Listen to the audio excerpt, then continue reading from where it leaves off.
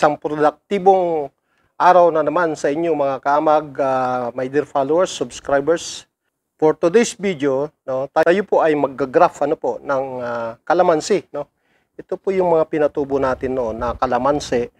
So ngayon, dudugtungan na po natin yan ng sanga ng namumungang kalamansi mula doon sa ating marketed na kalamansi na namumunga. So doon po tayo kukuha ng propagules o tinatawag na sayon. Tara, samahan niyo ako sa aking panibagong vlog, panibagong kaalaman sa agrikultura. Tara, samahan niyo ako sa aktual na procedure ng paggagraph ng kalamansi. So anong step, tayo po ay magdi-disinfect lang ng ating mga gamit, no? Na itong grafting knife, linisan lang natin. At itong pruning shear, no? O pruning scissor. So lilinisan, ang dumi pala talaga. So mainam po na tayo ay mag-graph ng wala na pong hamog, no? Para hindi basa itong mga stem, na ating dudugtungan, at kasama na rin siyempre yung ating propagules o kaya yung sayon na idudugtong natin. Okay, so dito po, no, kukuha tayo ng kasing sukat noong stem, no, para yung cambium o yung outer layer niya ay pareho po para madaling magdikit. So okay, hanap lang tayo. So pwede na po dito tong isa, no? Kukunin natin ito. Iyan, ito yung kinuha natin. Okay? So bawasan na lang natin ng sanga. So tinanggalan natin yung mga dahon. So meron na po tayong isa. So sa kabila naman ay kukuha ulit tayo ng kasing sukat, ano. Ito po pala yung mga namumunga na sanga, no, ng ating marketed. Ito po yung marketed, no, na kalamansi, no. Nakuha na natin siya ng mga propagules o kaya yung tinatawag na sayon, no. Okay. Ito yung kauna-unahan natin na mag-graft ng kalamansi. Okay. So nakapag-markot na tayo ng kalamansi, yung budding hindi pa natin nasusubukan. So ngayon, grafting naman. Alam nyo ba na ang grafting or grafted na kalamansi ay mas matagal ang buhay kaysa sa marketed, kagaya po nito. So ito na yung marketed na ating kalamansi nung nakaraan na inilipat natin dito. So galing dito sa sanga na ito at ito na siya ngayon, namumunga na. Okay. Samahan nyo ako sa aktual na pag-graph natin ng kalamansi. So, ito po, no? Linisan pa lang natin ng konti. Ingatan lang yung mga nodes. So, as usual, balutin muna natin ulit ng budding tape. Okay. So, mas maganda na ganitong oras, no? Yung wala ng hamog para hindi po basa, no, yung stem at saka yung sayon na idudugtong natin. Kasi pag basa po pwedeng makuntam yung dugtungan, no, gaya ng nangyari sa mga kakao na greenup natin nung mga nakaraan. So bakit pala natin binabalot? Para po hindi ma-dehydrate yung idudugtong natin. Okay? So mag-iwan lang tayo kasi dito tayo magdudugtong, ano? Ito yung dudugtong natin. Ayan. Okay? So yan. So dito, ito yung i-graph natin. Okay? So, putulin lang. Okay? Kikita nyo ba? Ayan. So, puputulin lang natin. Ayan, putol na po, no? Then, okay. So, ito.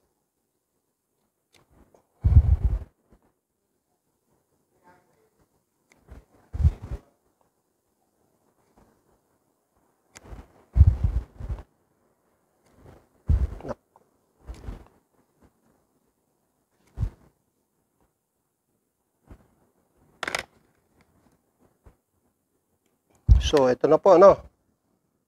Ayan. So, bibiyak tayo. Ingat lang. Saka natin isusuksok.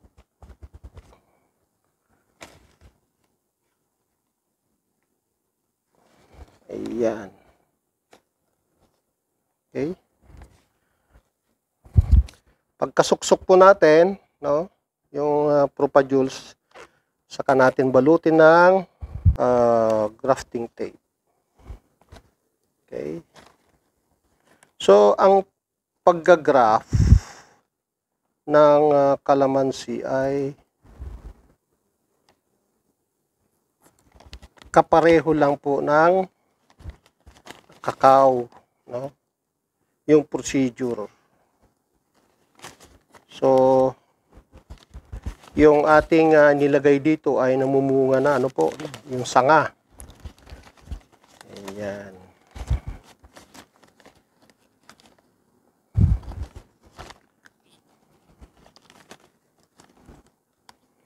Bakit natin ginagraph, no, yung kalamansi? Dahil nga po, kapag galing sa seeds, ay matagal po siyang mamunga, no? 8 to 10 years. Pero kapag po grafted, ay ang iba sinasabi nila wala pang 1 taon namumunga na. So, okay. Kung mapapansin nyo, naidugtong na natin yung isang puno, no? Okay, ayan. So, yung isa naman po ang gagawin natin. Okay. So, babalutin natin muli. Okay, linisin lang natin maigi. Para hindi mabutas yung ating ipambabalot. Ayan.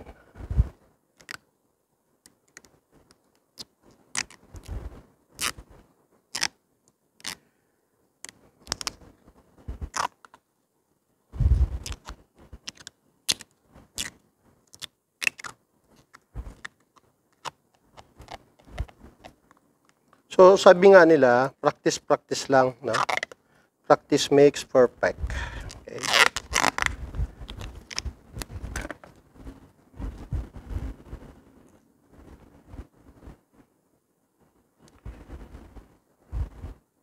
Iyon. So, ngayon,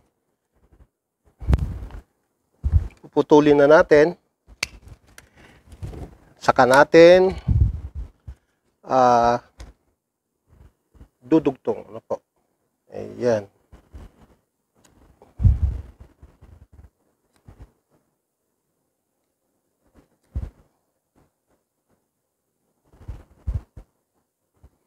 Ayan. So, ito na.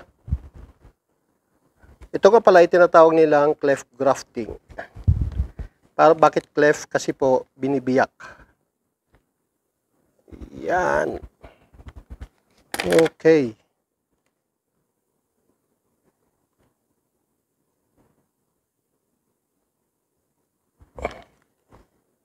Alright.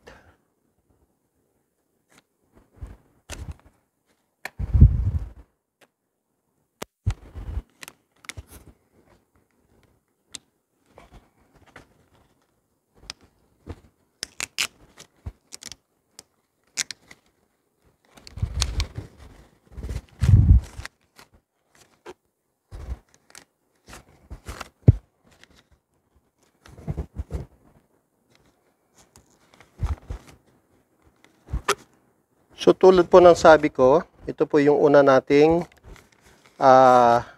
paggagraft ng kalamansi. Ayan.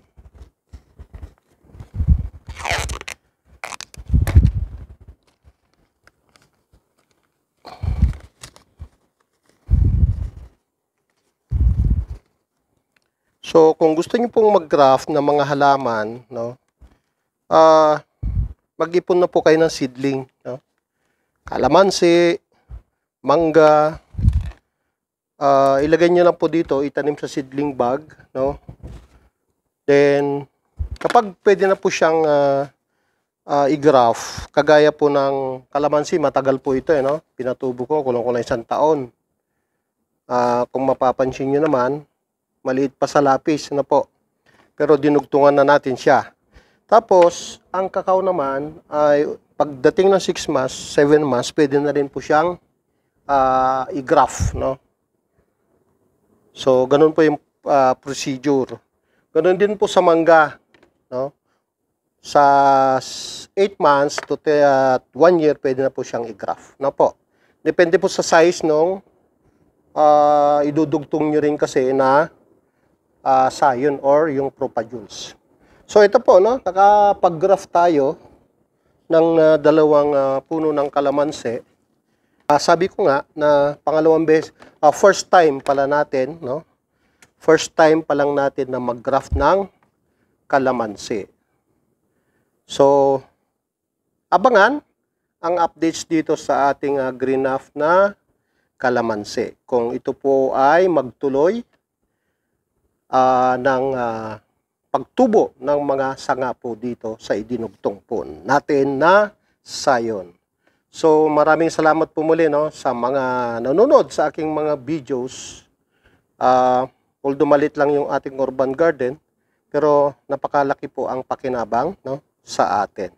So dito po tayo kumuha ng ating dinugtong na mga sanga or ng sayon dito sa ating grafted na or yung greenhouse na kalamansi. Ayan. So, ito naman, yung ating minarkot, no? Mula din dito sa puno na ito ng kalamansi, no? Ito ay marketed din na nabili natin online. So, ganito na po siya kalaki, no? Ayan. So, pwede na siyang kuhanan ng mga sayon para sa pandugtong po natin sa ating mga ginagraph or para gawin nating markot. So ito makikita nyo may bunga na naman. Ayan, may bunga na naman sila. Okay, hanggang dito na lamang po ang aking video. Thank you sa panonood at pagsubaybay sa aking mga vlogs. Ang sabi ni Kuya G, tanim lang ng tanim para may aabangang aanihin.